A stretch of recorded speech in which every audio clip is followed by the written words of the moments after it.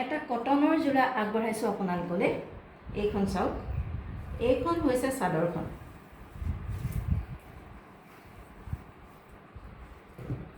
এইখন হৈছে চাদৰখন। চাদৰৰ আঁচলটো হ'ব এনেকুৱা,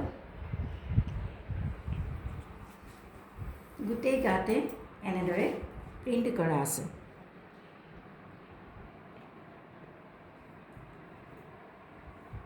সাইডৰ পাৰিটো এনেকুৱা।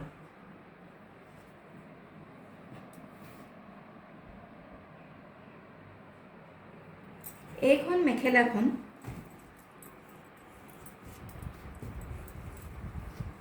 এইখন হৈছে মেখেলাখন। খুলি নিদিলেও হ'ব চাগে, এনেই দেখুৱাইছোঁ।